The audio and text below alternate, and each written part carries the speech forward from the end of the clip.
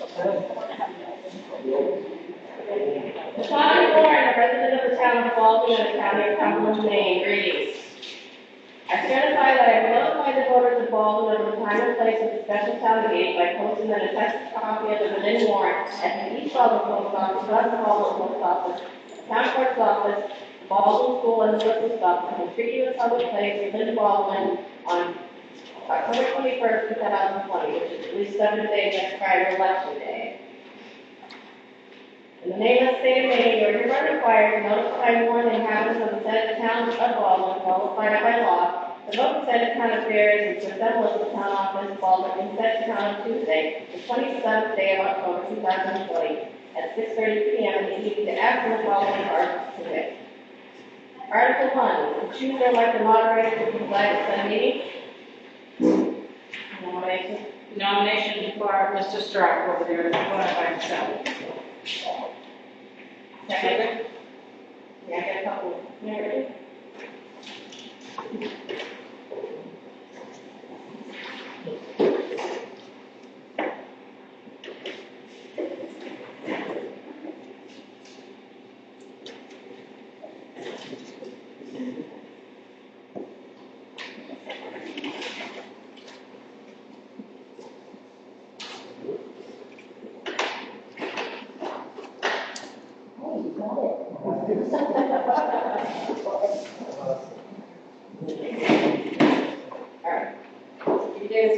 Support the Constitution of the United States and other states and one which shall continue in this era. Yes.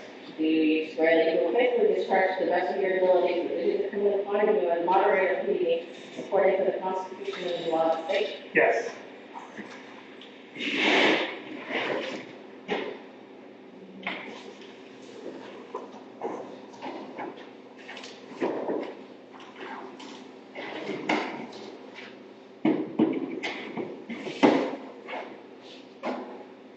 Article 2, to see if the town will vote to authorize the expenditure of $7,350 from the fire department accounts to pay for a fire department study.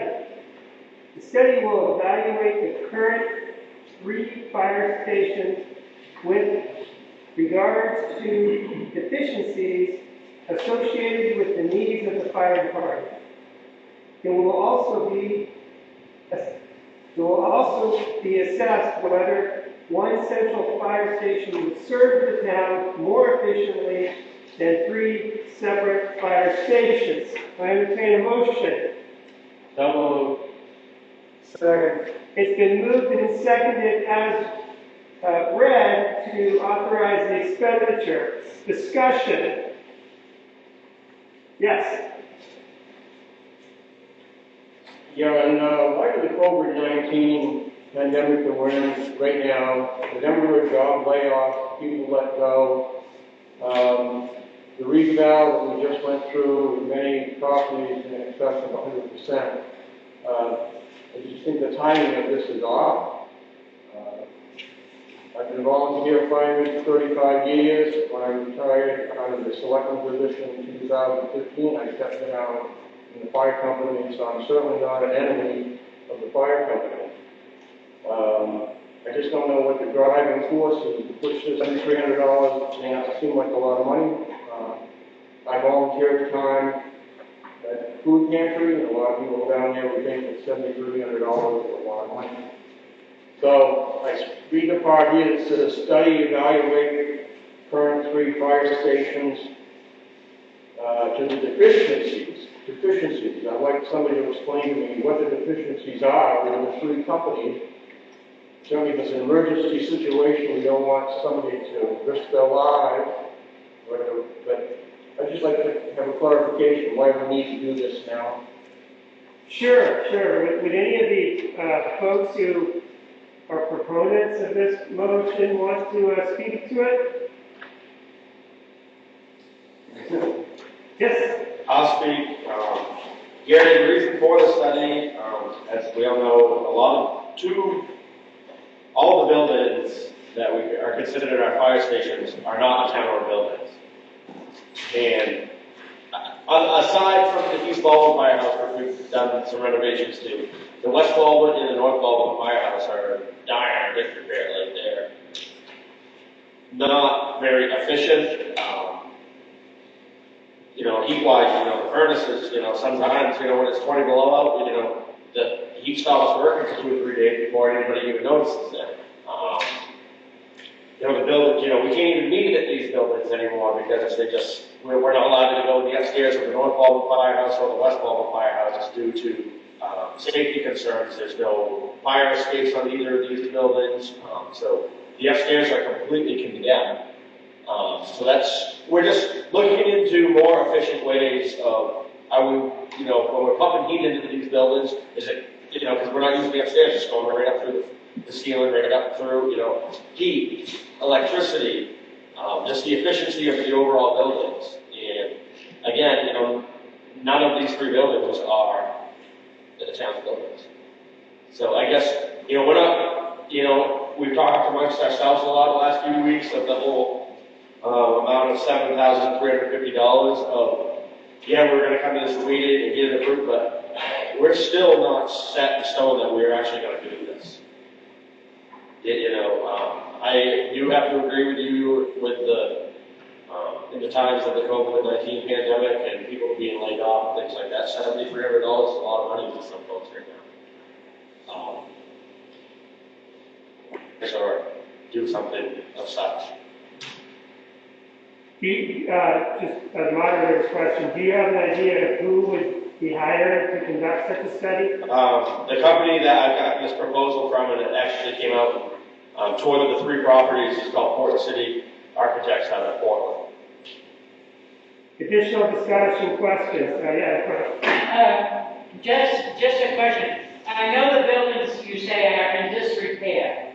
If they're in disrepair and you can't use the upstairs in north or west, are the buildings still safe to house the fire equipment you need to put out a fire?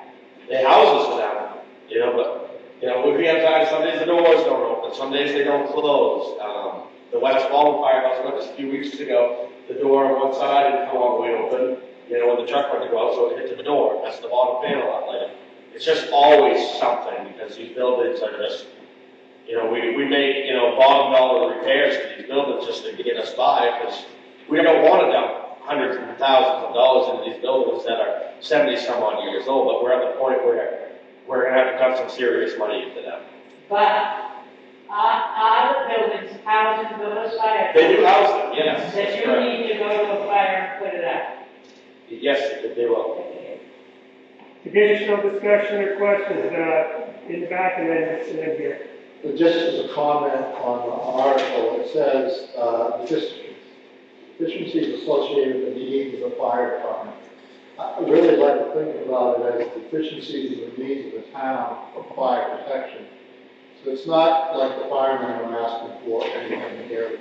It's what we have for fire protection in the town we need. And I also anticipate that people are going to be asking questions, well, what are the needs or what are the deficiencies? Well, I think that's kind of getting ahead of the study in one sense, for asking for details about what would then be included in the study. So I'm not making an argument whether we pass this tonight or not, just that the town needs to think about it is, do I have the fire protection I need? And when's the last time we really had comprehensive understanding of the setup of the fire companies? Here. So 3 points I'd like to make. Number 1, instead of calling it deficiencies, in terms of calling it emergencies, that's where I'm at in terms of emergency. Once again, we don't want to have any firefighters take their lives in their hands trying to go to fight a fire. So the driving force, the urgency, if you will, that we need to conduct this business tonight with 25 to 30 people, special town meeting, making this decision rather than waiting until March to do that. So if there's an emergency situation, then yes, that's a driving force. Let's do that. If it's deficiencies and they need repairs, then let's discuss that in March. With regards to the space, can we have a meeting or whatever, I thought that was the reason that we have offices down here for the chief, assistant chief, or whatever, and we've got oodles of room, spaces to have them meeting. So that part, the only other thing that I wanted to add in terms of traveling, and I just use this for an example because just the two areas I travel in, whether it be St. Albans, Maine, going up with my son-in-law, or whether it's going up to Laconia to visit my sister. I've gone by a lot of little tiny firehouses. And I mean, ours are head and shoulders above them. They haven't closed them, they haven't condemned them.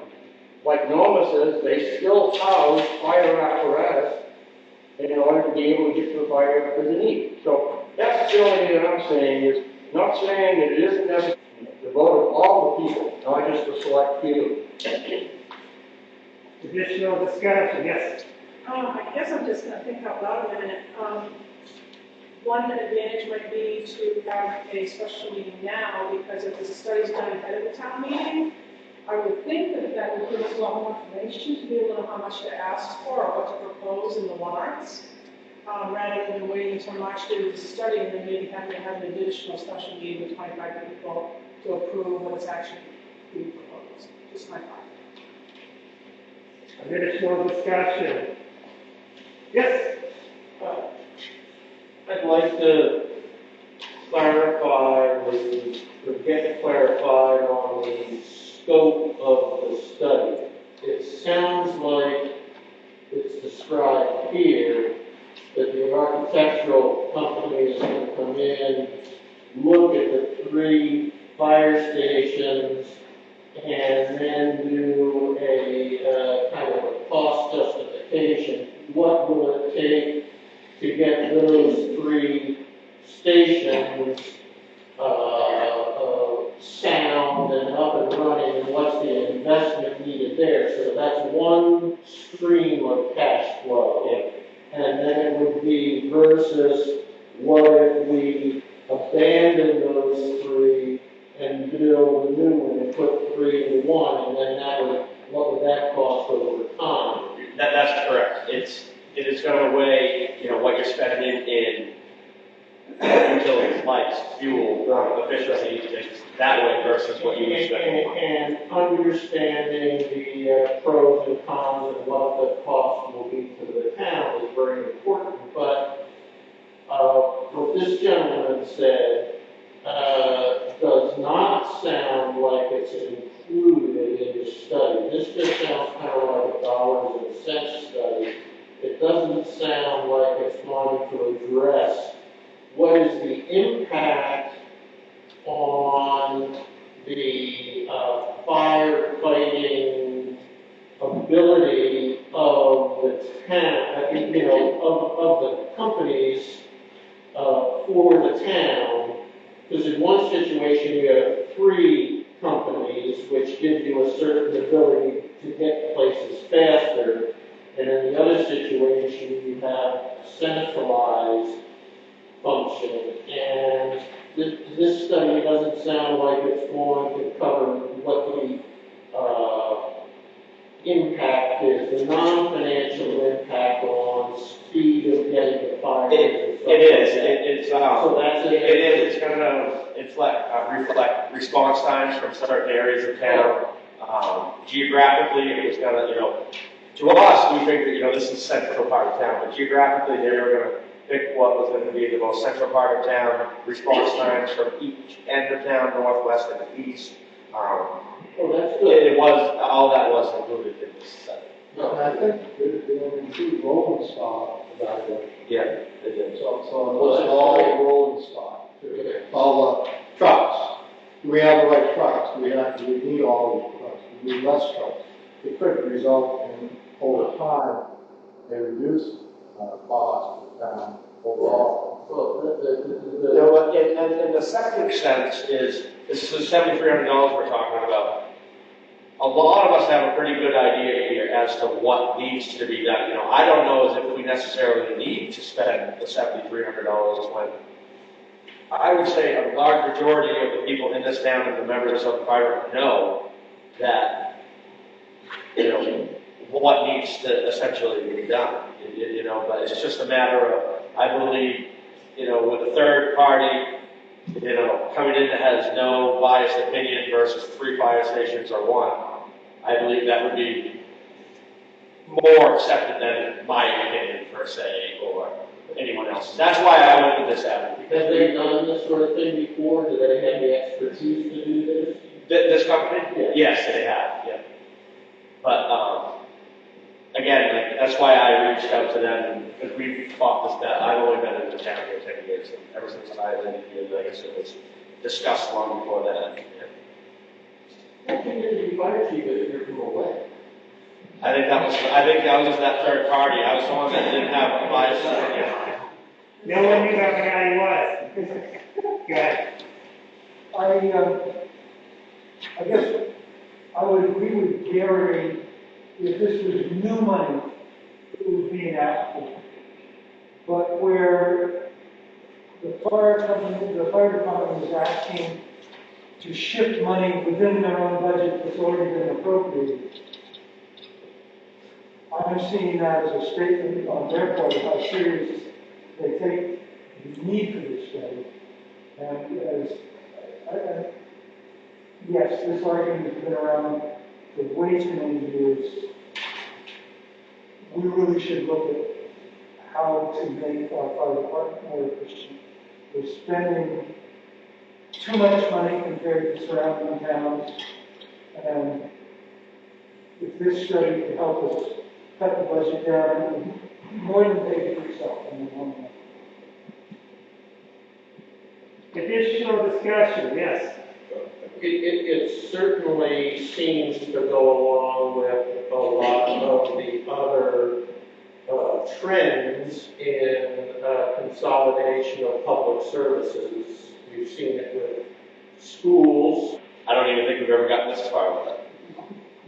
There's another thing, unfortunately, I don't see the town ever approving this to build a central fire station.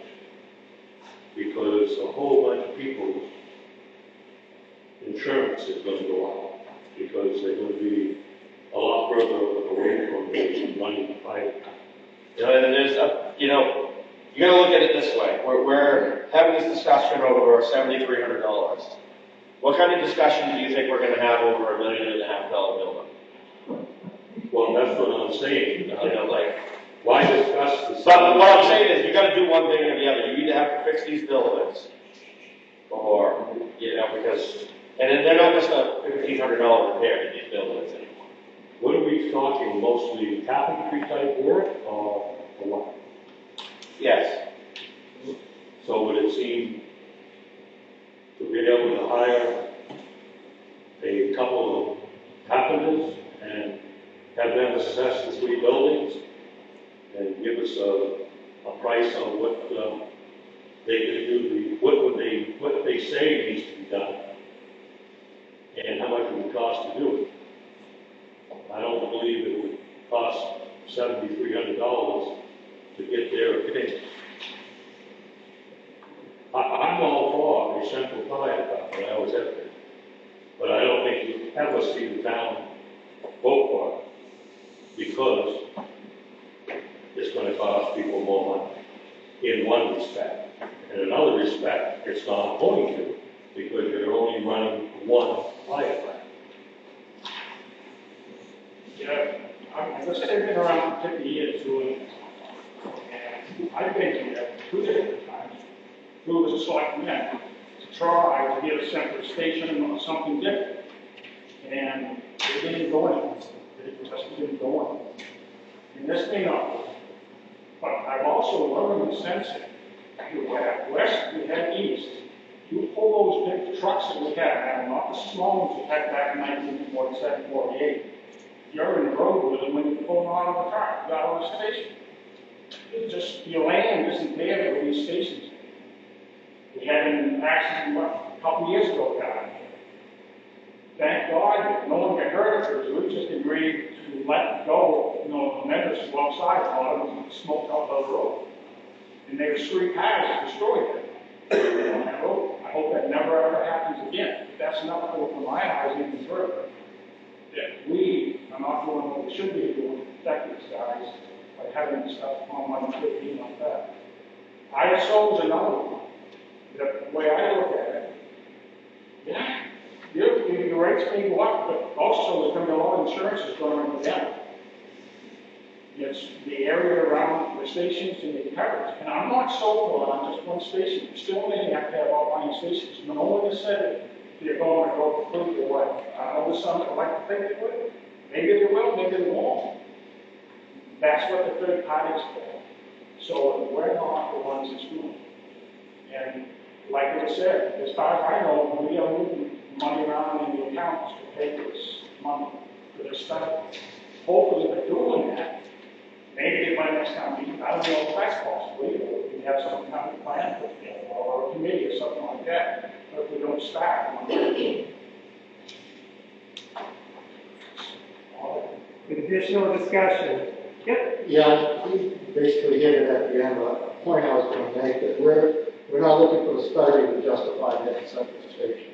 We're looking for a study to say, do you have the right combination of things? And, you know, we need a new roof on the West Baldwin station. You know, we've been debating some of the improvements. Oh, do we want to put 30,000, 40,000 on for this? If there's something else different. The recommendation might come back, 2 stations.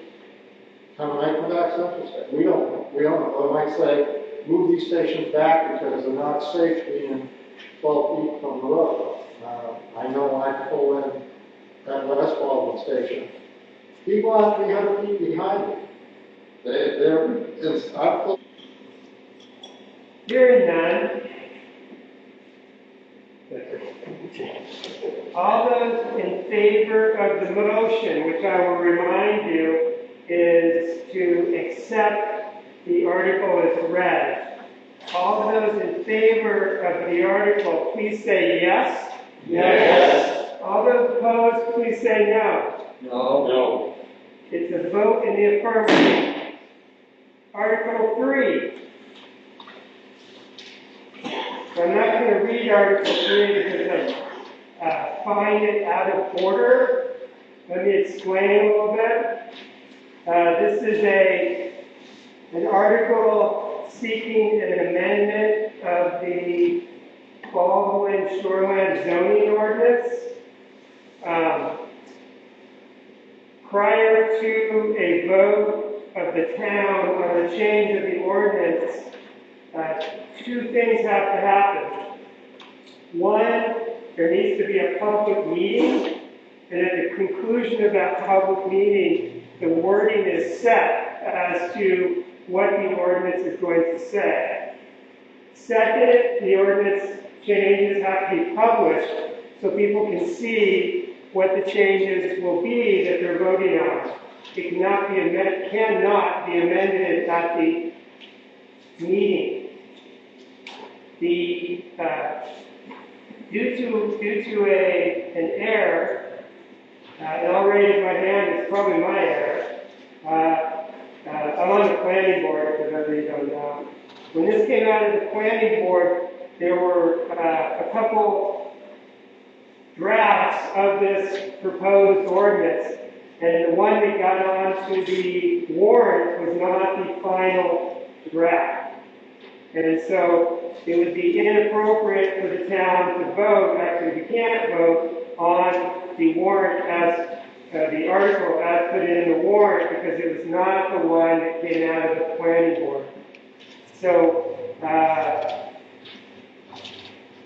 in order that the state required us to go to 100 feet, and that change was made in the parentheses but not in the text. When I was chairman of the planning board, as you may recall, we got a spanking from the main DEP because we hadn't redone our shoreline zoning ordinance for a long time. We took to the job. We hired a consultant, Southern Maine, whatever they call themselves. And we came up with, well, first of all, Maine DEP gave the towns the option of 75 or 100. Baldwin took, the planning board took 75. We held a public hearing and 75 was the number. We took 75 feet to the regular town meeting, and it was voted on, wasn't unanimous, but down a vote. The number is 75, is what Baldwin voted on. Subsequent to that, Maine DEP sent us a letter, oh no, you really don't have that choice after all, you gotta do 100. And I can't remember the fellow at DEP, but he said, what you gotta do is change that and go through the town meeting process again. Now, I would ask you, when we ever had a public hearing, I don't believe we did. And again, as it stands now, the last time the people involved had to say, it was 75 feet. Now, regardless of what the DEP wants, the state of Maine has their own law, but the state of Maine cannot change the Baldwin order. Baldwin is 75 feet. This last sentence makes no sense. So I'm sure before this comes back before the town, the planning board will investigate those comments and make sure that they're addressed. You will find that out there. Any other discussion of my finding? When the planning board tackled the problem 2 years ago, changing the shoreline, there was discussion about shoreline water and in some cases being at 75 feet. And I took part, and I said, we ought to make it 100 because there's another rule in the ordinance that says, particularly in a rural district, that everything will be back 100 feet from any water. So that's why 100 feet was written wrong, 75.